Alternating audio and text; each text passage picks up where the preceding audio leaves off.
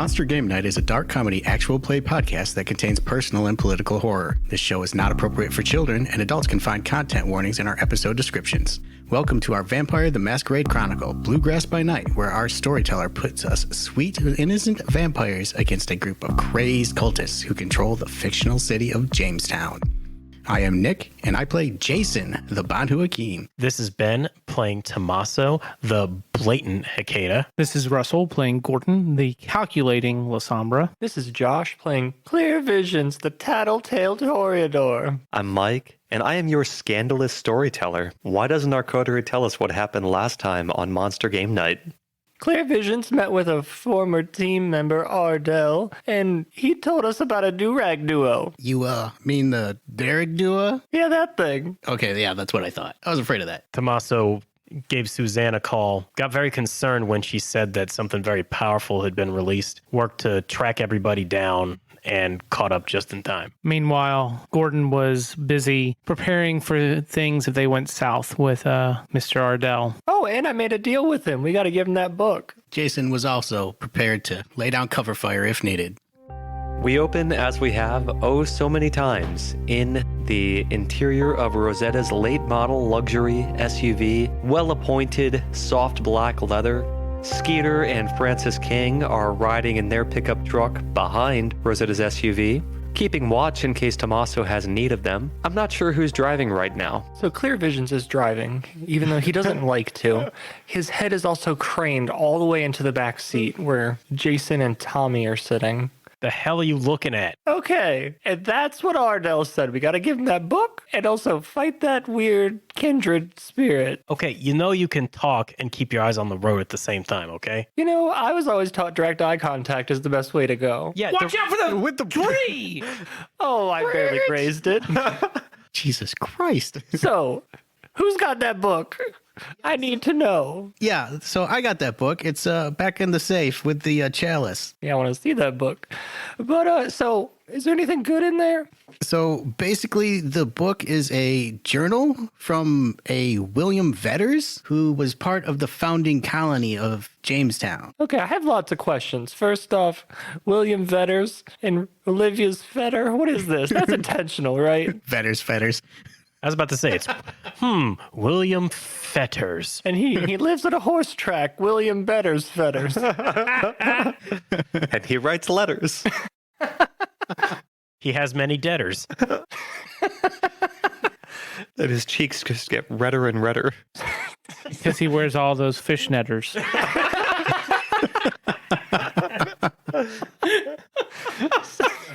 So Jason... And he doesn't listen to his betters. So Jason, does this name mean anything to you, William Vetters? No, not out of context of the book. So basically, it just recounts his coming over here on a ship, and Olivia and Minerva were there. And this was in the 1500s. Who's Minerva? Was Olivia's aunt. Oh, we should probably ask her about that. Yeah, we definitely should. I kind of just assumed she was not that old. No, she's definitely very old. So they came over, and they had this golden sarcophagus. That's pretty metal. Yeah, so the end of the book gets cut off, so I can only assume what happens after that. So I guess... Okay, hold. I gotta wait for this red light. Thank you for actually looking and stopping. I figured I gotta stop for one of these. Well, since we're waiting here, would you say that Vetters is a go-getter? Okay, green light, and I resume eye contact again. Continue. So I can only guess what happened. So apparently the colony was failing pretty hard, and they were planning to leave. So after that is where it cuts off. So I'm guessing that some sort of accident happened that opened the sarcophagus and let out some really old ancient vampire. So I take it there was nothing in the book explaining what the fuck the golden sarcophagus was for? Nope, that's where it ended. Yeah, wonderful. You said that you think something happened and the sarcophagus opened and let something out. Yes. Are you talking about when we were in the vault, or was this back in the 1500s? This was back in the 1500s. It was in the book. Yes. I wanted to know, Tommy. Okay, wait. Maybe the book is magical. Is it a really tiny sarcophagus between the pages of the book? Have we considered that? Of course. No, it was very I knew it. It was a very massive sarcophagus. So this sarcophagus, you think it held something that got out? And that Definitely. Okay, and then what happened? Then Minerva and possibly Olivia, they tried to fight whatever this is or capture it. I don't know for sure. But somehow William Vetters got caught up in it, and he himself was turned by this ancient vampire. And based on what he was wearing, that is who was in the vault. So it sounds like we probably need to have some more talks with Olivia, right? Yes. Which means that we can't save Rosetta because we need that's the issue. Olivia to have a body to talk to us Oh, in, right? son of a bitch. Yeah, all I'm saying is maybe we kick that thing out of Rosetta and then we leave and then just let this Durag Dua just destroy the cult on its own. We don't even have to worry about it. Wash our hands clean of this whole situation. Maybe we cross after Sniffs the Exhaust comes in and we just sort of give him a high five on the way out. I like the idea of just giving him a high five on the way out and let him deal with the better. Also, I told the cult about Sniffs the Exhaust coming, so I'm hoping those guys will just, take each other out too. How many people is in the cult? I know at least 2. Oh, damn it. So we could we could take 2 more off our count with Sniffs. Well, here's the thing, Visions, is Minerva, Yes? I think she turned herself into this Derek Dua Wait, what? How do you do that? in order to fight that ancient vampire. Okay. And now she's on a blood hunt for your cult. So, Yeah, it sounds like we really do need to be getting out of here then. well, you're not part of the cult, right? So it won't affect you. As in, he's a target. Wait, you're a damn target of this thing? Perfect. We'll use you to draw this thing to Sniffs, and Sniffs can take care of it for us. He likes killing ancient things. He likes killing vampires. Bardell did say that our vampire mommy was getting targeted, and I got her blood, so...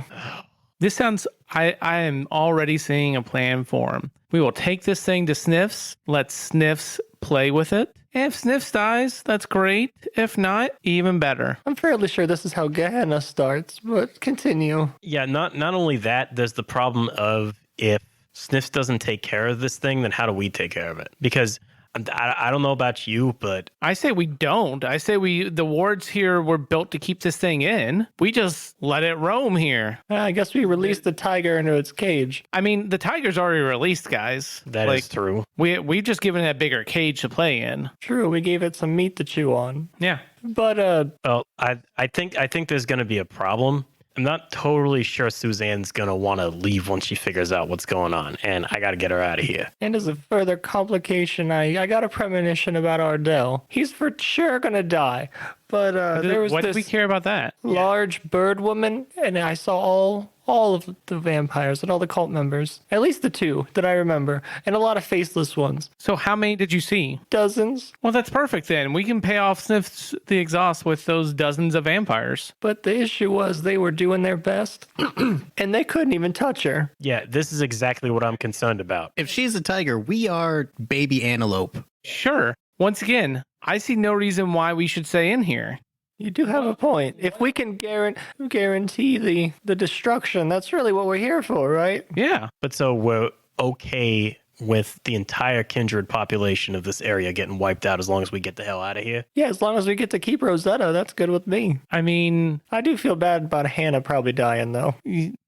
I'm sure there's going to be casualties. I'm sure there will be casualties, but is it really something that we can do anything about? I don't think it's a matter of I think it's simply a matter of we just can't do anything about it. We would definitely have to call in some big guns. Yeah, and trying getting those big guns against across the barriers gonna be one thing. We're small guns and we barely get across. Imagine what happens if a big gun tries to get across and goes crazy going over here. That leads me to the next part. Inside the book was also a map. Why are there more parts? What's the map lead to? Yeah, you could have mentioned Is this a earlier. treasure map? And I pull out the map and I show you guys. That's what I posted there. Mm-hmm. So apparently all these points on this star is what's tying this ward together. Oh, The ward around the city Yes. are the points. So we are at the center right now, Jamestown. All those points are other cities. Oh, okay. Are there cities? Do we know what they stand for? Very good. Do we know where they are? Yes. I can map that out. Yes. that one looks like Kingsport to me. That one there is definitely Kingsport, yeah. Jason draws out the book and he flips to the back cover. There is a tattered, faded piece of parchment. Whatever has been written on here was clearly not written in some kind of crafted ink. This was written in haste with whatever fluid was close to hand. Written in jagged and crazed lettering, it says, "I'm sorry, Minerva, I failed." Inside of it, we see a hastily drawn pentagram. Surrounding the star is a series of arcane symbols, and at the very center of it is an eye. So you're saying the points on this pentagram are different cities, and we think this city's Kingsport, which then means This is Jamestown. Thanks, Claire.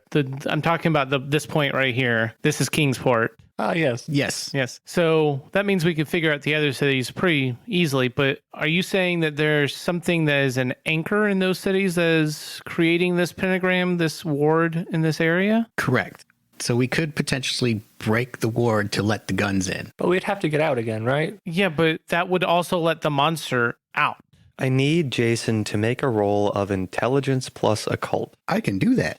We sure hope so. As Jason looks at this, why on earth would William Vetters, who wants to see the cult destroyed, draw a map of how to keep the cult trapped in and saying he failed? I rouse the blood. I do not get hungrier. I'm also going to describe these symbols. Crown Vale, which is the capital of the Bluegrass region, has the alchemical symbol for fire. Oxford, which is known for being a center of learning, has the alchemical symbol for antimony. Greenville, which nobody really knows what's there, is mercury. Kingsport, perhaps the most prosperous city, has sulfur. And Newport, silver. It's okay. I've noted it down. I spent a willpower. That's 7 successes. 7 successes. In William Vetter's writings, he describes more than just this ancient vampire taking control. He describes it anchoring itself and building wards to protect itself, and that Minerva and William set out to destroy them, and William went on by himself at some point and failed to do so. These wards, they are probably part of its protection. At the very center, over Jamestown, there is a symbol that is the Eye of Horus with a chain surrounding it. So, Jason, what's this eye here mean? Oh, I got you on that one. That's the cult. The cult. Yeah, the cult of Izmir. Okay, so does that mean that they're the ones that are being bound or they are binding? Now, Jason, that's a good question. I know the answer, but for Gordon's sake, why don't you just take it from here? Oh, yes, of course. I'll just do that. That is the Order of Izmir. They bound the vampire here and to protect it. Well, okay, wait a minute. Hold up. So these wards are to protect the vampire? Yes. Okay, so then maybe we do want to bring the wards down. I'm thinking so. Yeah, that's what I was saying. I think so. I think it's here to protect it. So basically what we're saying here, because you guys know I struggle with all this stuff. What we're saying is we need to destroy the cult to release the ancient vampire, then kill the wards to take away its protection. But then we're going to need to bring in help to kill it anyway, right? That's where the Derek Dua comes in. But the Derek Dua's after Claire, right? It's after all of us. She wants to kill the cult because the cult put up the ward around the vampire, which is her ultimate target. Everyone who shares blood with the cult is next in line to be attacked. Oh, great. So even though she's not technically an ally, we have the same goal here. I need clear visions to make a roll of composure plus insight. You said composure, insight. That is 3 successes. 3 successes. Clear visions. You find yourself shaking and sweating far more than you were when you met with Ardell. Can I see this? I slam on the brakes Hey, what the fuck? I'm doing a check to see if I notice it as well. and I roll the window down, Since I'm stick my head out the window, obviously I see this now. Yeah. and I start to. Hey, old man, are you okay? Holy shit, he's I think I'm lost his having a heart composure. attack. I don't think that we can have heart attacks. That's impossible. But here, do you want some blood? No, Okay. that's nasty. But It's from a blood bag. honestly, I got dizzy and my head started pounding. And can we just talk about my TV show? No. That would make me feel so much better. Anyway, so we really need to take this ward down and hope that this didgeridoo kills the old Dusty, is what I'm hearing. That's the gist of it, yes. Okay, so, So, Gordon, about my next talk show host no. guest spot. Shut the fuck up. Here's going to be the real question. Okay, I'm not turning this car back around until we stop. I need Clear a break. Visions, do you know where the cult is based? Give me a roll of composure plus your rating in Auspex. Wait, weren't you a member of the cult? Wouldn't you know where they're based? But for the benefit of our listeners and one Mr. Gordon Fletcher, Clear Vision's escape was not without notice. He was damaged and his memory was altered, and it is at times very difficult for him to recall specific details about the cult. Oh. That is one success. So yeah, very difficult. The cult's based in Jamestown. I know it's somewhere around here. I go to the stop signs and I think maybe it's left, maybe it's right. Oh, god damn it. Somebody pull him out of the driver's seat. Let me take over. Okay, first of all, do you even have your driver's license? Look, I'm safe to drive as long as We already made this joke. we just have to change the subject and then we'll be fine. Can we just talk about it tomorrow? No, we need to decide this now. We've got to figure out what we're going to do with sniffs. This is kind of important. You need to power past this. And Gordon slaps you upside the face. Oh, shit. Why don't we just let Sniffs and the Derek duo just distract each other for a while? That was unnecessary. So here's the problem with that, right? There's a couple, yeah. Yeah. If we let them distract each other, they're going to attack each other and take each other's strength away because they're going to be constantly headbutting. If, however, we give Sniffs the location of this cult, we then get rid of the cult first, which gives us time with the didgeridoo. Here's the problem with that. I already told the cult where the Sniffs is coming. Oh, son of a bitch. Perfect. That means that not all of them are going to be there, though. Yeah. I'm on board so far. Keep going.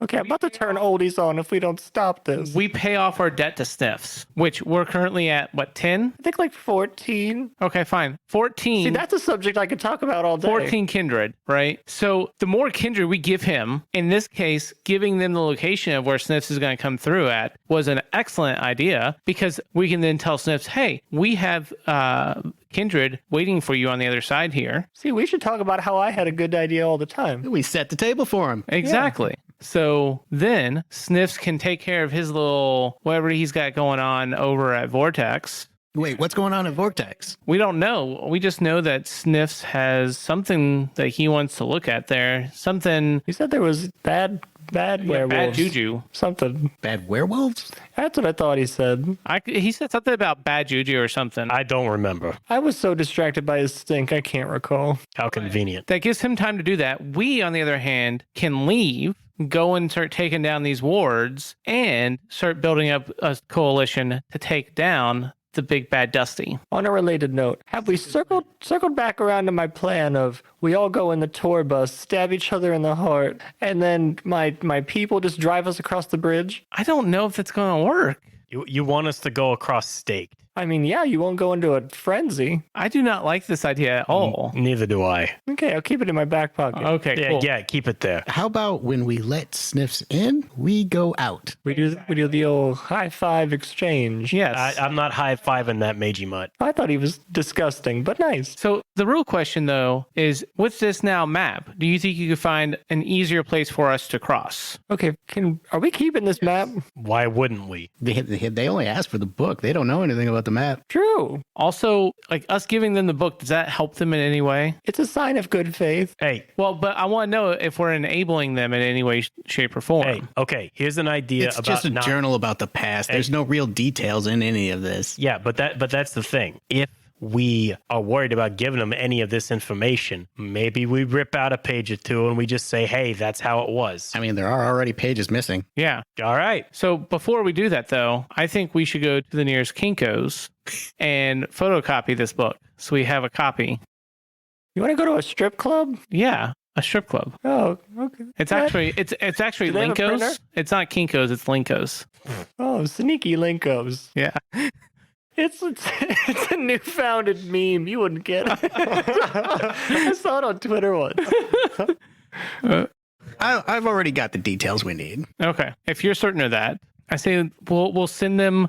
We'll send Clear Visions with a book to them, and Meanwhile, we'll go prep our stage across to go over. When we find a good place to do the crossing, we'll call Sniffs and give him the new location. Say, hey, this is a better place for us to cross, and we'll go from there. Sounds good to me. All right, but we need to brief Suzanne so she can get Rosetta/Olivia ready to move with us too. Well, I think we got to get that spirit out of her first. Yeah, we gotta get the spirit out for first. That works too. Why don't we just head straight there? Yeah. How much time have we got? You have about 5 hours left until dawn. You've got a while. I whip a Yui and start heading towards the university. So hard cut, you are arriving to the university, pulling up in Rosetta's dented and scraped SUV, short a passenger side mirror. You are stepping out with the chalice in one hand, entering into the laboratories. I would say that I also called Suzanne to tell her we were coming. She's very happy you're coming. Okay, Jason. I'm going to take Jason to the side. Did you get pictures of this book? I think we should take pictures before we go into the lab. I take notes. That's what I do. Okay. If you feel, Suzanne's a little iffy, so I just want to make sure we got backups just in case this thing goes sideways. Yeah, what happens if you die? Is the book something that we can read? Yeah. It's in English, right? I'll leave you the code. Oh, that's real reassuring. Okay, you don't have to worry about it. We made a secret language 3 years ago. I taught it to Tommy. It's called Igpeyatlay. That's not funny. I thought it was pretty good. So, We'll start heading in. yeah, I guess we're going to head in and we're going to trust in Jason's ability to copy shit. Yeah, Tommy, you gonna break this window again? No, Oh, okay. get in there. Hey, Tommy, you did tell her we were coming this time, right? So Yes. she's not going to bring out the roasters. Yes. Did we bring our own flamethrower? No. Ah, dang. Okay. I would like to pick up a couple. Maybe she can give us some. I do feel naked without my flamethrower. We don't have time for shopping. Let's go. Feel better with your fire setter. Hey! Took a second. Yeah. You. I was going to say he had an aversion to place setters, but Ooh, that's good. I was going to say Tommy just felt like a pig roast. Someone please stake me. I can't with this. that was like 2 nights ago. Jason plays on his guitar. Tommy ran into a burning ring of fire. If you want the guitar broken, keep it up. See, that's not funny. I had a burning ring of fire once. It took lots of ET to fix He that. went down as the flames went higher.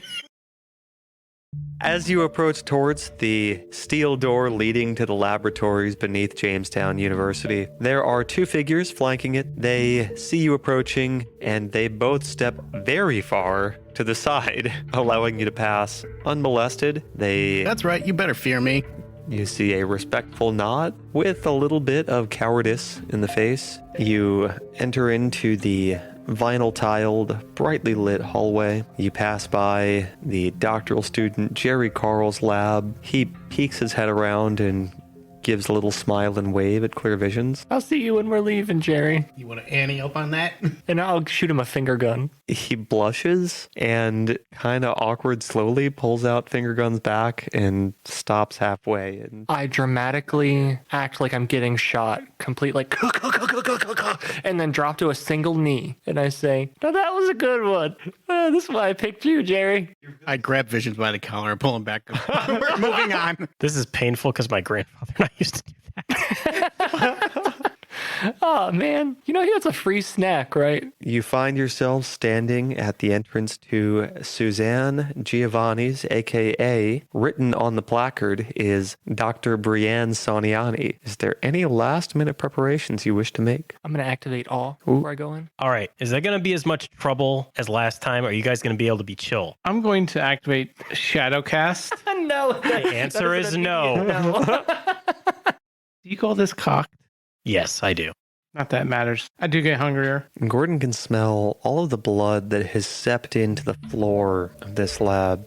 You step in, Tasty. crossing over top of a series of wards that Suzanne has placed herself to trap her specters inside. You find yourself standing in her science laboratory. In the center of it, you see Rosetta seated on a black leather stool, surrounded again by a ring of yarn that has been shaped into various arcane symbols. Seated against the far wall, you see the 2 lockers that you know hold some of Suzanne's guardians. And next to both of them, you see Suzanne Giovanni scrolling through what looks like some matter of data. She looks up as you enter and says, "You came back." Yeah, evening, cousin. Yeah, we got the chalice. We got other problems too. She stopped talking about an hour ago. I hand the chalice to Tommy. Hold on to this tightly until we say. Okay. How does Rosetta look? Rosetta is sweating very much the same as the last time Clear Vision saw her. Rosetta is sweating madly. Her face is stark white, whiter than even a Kindred's. Her hair is matted and tangled. She doesn't look too good. Okay. She's not talking or muttering or anything. She's completely silent. Her eyes are shut. Can we just hurry this up? She doesn't look good. I think she needs a shot of that special powder that Jason has. No. I expressly forbid it. I agree. Give her a good old sniff of it. Okay, Suzanne, is that going to mess with your ritual if they shoot her up with crystal meth or whatever they're doing? It's not going to do anything. Rosetta's not... You sure about that? Yeah, but she's not a Kindred. Yeah, that's what I'm saying. It might stop her heart.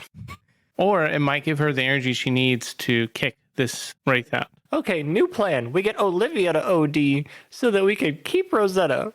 Never mind. Continue, Suzanne. Anyway, we just want to talk to Olivia first. Oh, true. So I pull out one of my vials, pop it open. With the palm of one hand, I'm going to hold back Rosetta's head, and I'm going to pour the vial into her mouth and activate Ishtar's touch.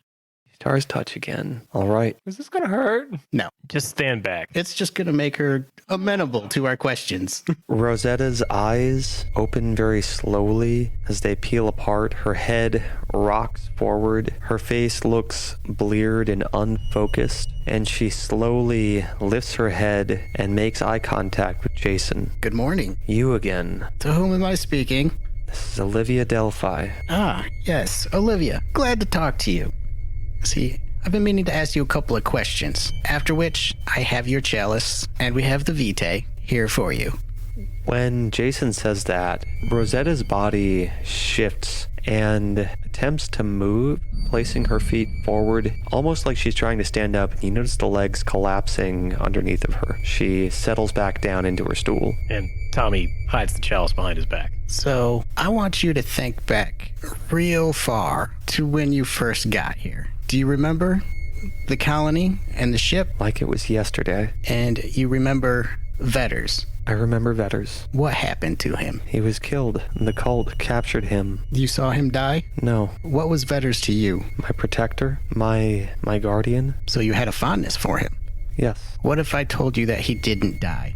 You see Rosetta's eyes snap open wide, and she says, "But how? They killed Minerva. I watched. He couldn't have possibly lived, and they killed her." Tell me about the golden sarcophagus. Golden sarcophagus, it had the vampire that took over everything. It lived in that thing. How did it get open? The governor went crazy, got obsessed with it, and wouldn't let it out of his sight, and eventually he opened it. Is that where the cult came from? Yes. Somehow they managed to bind or use that vampire, and they turned Vetters. They turned Vetters. He's a vampire. Is he alive? Is he walking? Can I speak with him? He's alive, but he's not walking. He's secured right now. How do you know this? I saw him. I took his book. And you knew who he was, and you didn't. No one wanted this cult destroyed more than he did. Well, I did not know who he was at the time. I had to get out of there real quick. She doesn't respond to that. You can see that Rosetta's face looks exhausted. Her eyes are bloodshot red. Can we hurry this up? She looks terrible. Yes, she does. We're getting to it. How did Minerva die? I told you the cult took her. The cult took her and they bled her dry. They tortured her and they wanted to know all of her secrets. Everything that she'd ever done to try to fight them and oppose them, and she wouldn't speak. And even with her dying breath, she cursed them. It would seem that she cursed herself as well. She's become a monster. Aren't we all? She's become a monster to our monsters. You know what a Durag Dua is? Yes, I do. And now you know what Minerva is. Minerva turned herself? No, she would never. She did, and she's out there right now. And you have to let me go to her. Give me her chalice back. Give it back to her. She'll see sense. She'll see reason. She'll she'll come back to me. Excellent. So we do this. We can count you as an ally. No, we're not counting her for shit. Give us our body back. We need Rosetta. Get out of there. Hey, old man, stand back for a second, okay? You cared about her. This is getting us multiple advantages. Just chill. We let you out, you give us Rosetta, and we can be friends. I've exhausted this body. She's going to die soon. You can have it back. But how are you going to speak to me? You found this body. I'm sure you can find another one. One that doesn't mean so much to us. Yeah, one named Skeeter. Heard that guy's expendable. Hey, Does it have to be a living body? Yes, I can only control. I can't animate. Maybe we can find someone from the cult for you to possess. It gives you a body and maybe an also source of information for us. Hey, Suzanne, can we use one of your guards? No. Those are thin bloods. Yeah, so they will be able to hold her essence a lot better than a human would, and she wouldn't exhaust it as much. Tommy, I promised them my protection, and if you... yeah, no, we're not doing that. Hey, Suzanne, I got another one. How about Jerry? And actually, no. He is an autonomous human being. How about I ask him? She says, Jerry can't consent to that because that's not informed consent. But also, she says, because Jerry is important to me. I need Jerry. You can't have him. Why do all of your plans end up with me losing something? Well, because we're in a rather immediate need right now. Yeah, I already the longer we talk about this, You know what you did. You know you have to pay for what you've done. just steal a random student. I don't care. We need Rosetta now. I can steal a random student. No, first of all, No, you've already stolen enough students. Jerry is Then I'll not go a random steal one. student. Screw this. We're asking for one. Jerry is not a random student, and my thin bloods are not up for auction. I think a member of the cult is the better solution here. They're not going to have humans in the cult. We don't want a human. Yeah, we do. We need a fully live human for this vessel, correct? At this, Suzanne does chime in and say, specters of Olivia's power can usually only possess mortals. Crap. They burn the body as they use it. It is slowly destroyed. Gordon's going to resolve this. I will find you a body. And he walks out. Gordon, where are you going? He stealth out, sir. I will roll this. I will do a roll off if you want to. Yeah, I don't need to see you to yell at you. Okay. He's going to find the nearest student that he can. No, He finds no. Yes. a young man seated by himself, writing poetry, seated on a concrete wall. Gordon, He's going to walk up to the young man. what's in Vortex? He looks at the guy and says, "Do you want to have the most incredible pleasure you've ever had in your life?" Wink. Give me a dice roll to avoid the massive creep factor. I literally felt my skin that was. crawling off of me. Roll God. can I get a roll for incel? I want, what is this? Is this You charisma tip the fedora. performance? Manipulation subterfuge. Subterfuge. Seduction is subterfuge. Yeah, we'll go with it. All right, so hit on me. I'm very glad I didn't eat any food earlier. I activate Timer's tree. What was that? Oh, nice. Oh, fuck. Oh no. No, you did not. Oh, crap. Hold on. So that's 8 successes. I got a crit, though. 1 dice of the crit pair was on a hunger dice. That is a messy critical. So, in a messy critical, the consequences cannot be such that I take away your success. I'm taking away his success. How? I'm running upstairs, yelling down the hallway. Run! Fire! No. Do you really want to do this? Yeah. Do you really? Yeah. Okay, fine. As soon as I fucking hear him, I need a wits awareness roll from I me. need to give Jason a dice roll to, I gave you one, we're going to do this. I will give each of you one more roll after this in the interest of expediency. Jason's chemistry, what is he doing with it? He is creating the appearance of fire coming from the hallway. Okay, before that occurs, he has to roll wits awareness. You're talking to someone, so I don't know that I can say you're being that stealthy. It's not for me. Oh, okay. He has to roll wits awareness for my shadow cast. Oh, so he's enveloped in your shadow cast, is what you're saying? Yes. Okay. So you technically wouldn't know that he's talking to someone unless you pass this roll. Okay. Well, he knows I'm talking to someone, but he would not see what's about to occur. I don't need to see. Yes, you do. I mean, I know what you're doing. The information Jason has is that someone is doing something awful. He wants to stop it. That is one of his convictions. Sure. He is not going to let this happen without a fight. Well, sounds like it's happening. That's 4. 4 for what? What's awareness? What's awareness? Uh-huh. Okay. So about that messy critical, I can see a lot of ways that this goes. Yeah. What are some of the ideas the table has? I don't know. Would it somehow be possible that he doesn't realize that this guy isn't totally human? Like it's another ghoul, maybe thin blood. You like that idea, but I think Gordon should rip this dude's shirt off with the pure erotic energy of that dice roll. This is not that kind of podcast. I mean, sir. I personally feel like because of the messy critical, this would be in a stain. Because I know I'm already going to get a stain for this, for putting this human in harm. Is this something like, since you're wanting to use like an Oblivion kind of approach, you're like automatically opening yourself up to that? I think so. Do you know what I mean? Well, but I haven't used Oblivion on him. Yeah. But it's sort of just under the surface all the time. Yeah. But I don't know, yeah, I don't have a good one for this. Yeah, I don't have a good one either. That's why I kind of like fall back to the stain. But it's only because I'm purely going to be dominating this guy's will and like. So here is my proposition for this messy critical. This young man, he falls immediately and deeply in love with Gordon. And being possessed and watching Gordon do it is going to destroy him. Gordon's okay with that. Yes, feel the dark side flow through Yes. Yes. Actually, can I like. There will still be stains involved, by the way. Oh, no, I fully expect it. I would just like. I'm not getting mine. Fuck you. I think this very much harkens back to Gordon's, the way that he was turned and had love turned against him. Yeah. I think that this falls very neatly into his backstory. So this young man, as Gordon approaches him, he recognizes him. He looks at Gordon. He says, I've seen you before. Have you now? You found me out here again. I hoped you'd come back. Yes, I have come back. Would you like to experience that kind of pleasure again? I'll go anywhere with you. I start leading him down, hearing Jason run down the hallway yelling fire. I take him around the outside of the building to the garage and walk him in through the garage. Meanwhile, Jason's running through the building yelling fire. Hey, did you hear there's a fire somewhere? There's no fire. The fire's you. Fires in your heart. Wow. I got to remember that one. We're going to hard cut now.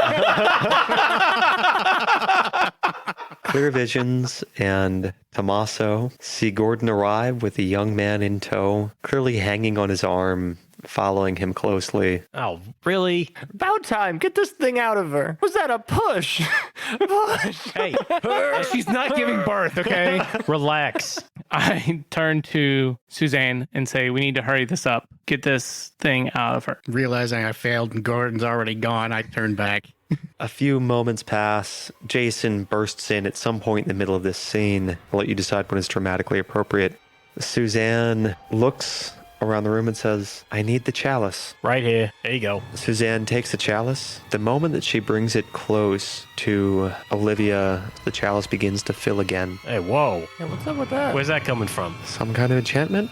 She takes the chalice and she tips it into a flask, and then she removes the flask that has the vitae that she had found before, pours it into the chalice, and offers it with both hands to Rosetta. Rosetta, with shaking hands and barely able to do this, her hands uncoordinated, she slowly wraps her fingers about it. You see a slow spiral of smoke emerge from the chalice, and then you see the chalice itself begin to dissolve upward into the air. We see Rosetta begins to fall towards the floor, the chalice in her hands, twisting away in a puff of smoke. Tommy's going to make a move to make sure he catches her. She doesn't fall on the floor. Tomaso is successful in stopping Rosetta's head from smashing up against the tile, and we see the young man who Gordon brought place both of his hands on his head and drop to his knees, his face going white, his eyes rolling madly as he drops forward. That is where we will end our session. This is the part of our chronicle where we explore the descent of our vampires into inhumanity. Our chronicle tenets are ashes are a poor foundation, give respect but demand it too, and united we stand, divided we fall. Some of our kindred are accused of violating those tenets or their own personal convictions. Mr. Gordon, you brought about the possession of a mortal, and we believe that that incurs 2 stains. Absolutely. And Gordon believes that he offsets one of those stains via his personal conviction of my country, right or wrong, in service of the Coterie. Very well. So Gordon is rolling against 1 stain. What humanity are you at right now? I am at 5 humanity. And after the dice roll? Gordon feels remorseful for condemning a mortal for